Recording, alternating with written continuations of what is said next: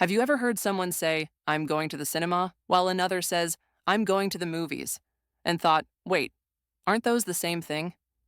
Well, welcome to the wonderful confusion of American English versus British English. Same language, two different worlds. Yeah, and trust me, if you ask for chips in the UK, you're definitely not getting the same thing you'd get in the US. Today, we're diving into the funniest, most confusing, and most surprising differences between American and British English.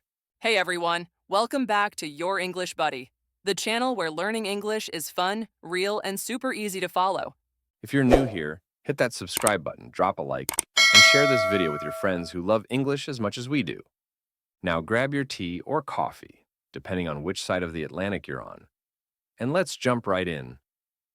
Vocabulary differences. Let's start with words that completely change depending on where you are. In British English, they say flat, but in American English, it's apartment. Exactly. And if you're in London and someone says they're taking the lift, don't panic.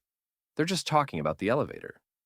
And one of my favorites, British people say trainers, while Americans say sneakers. Same shoes, different word. Yeah, and it doesn't stop there. Americans watch movies, but Brits watch films. Americans take vacations, Brits go on holidays. And if you're in the US, you wait in line. But in the UK, you stand in a queue. Q just sounds more polite, honestly. True. When I first heard it, I thought they were talking about the letter Q. Now let's talk about spelling. British English keeps it classy, while American English says, let's keep it simple. Exactly. For example, Color in British English becomes color in American. Favorite becomes favorite. Center becomes center. Traveling becomes traveling. and defense turns into defense.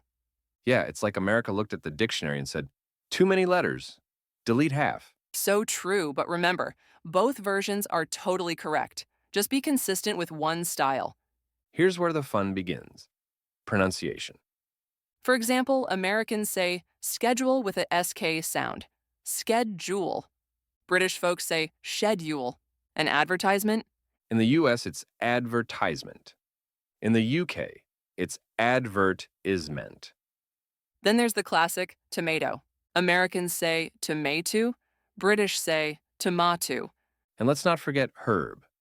Americans drop the H and say herb, but British speakers pronounce the H.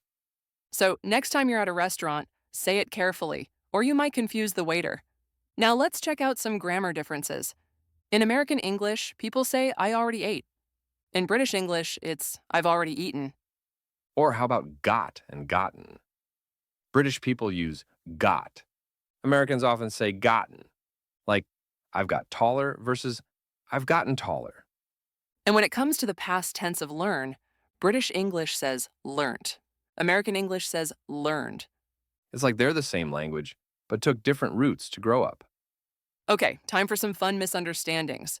In the UK, people say trousers for pants, but in the US, pants means trousers. In the UK, pants means underwear. So if you tell someone, I like your pants in London, yeah, maybe don't. That could get awkward really fast. Also, Americans say truck, but Brits say lorry. So if you yell, look at that big truck, in England, people might just stare like, you mean the lorry?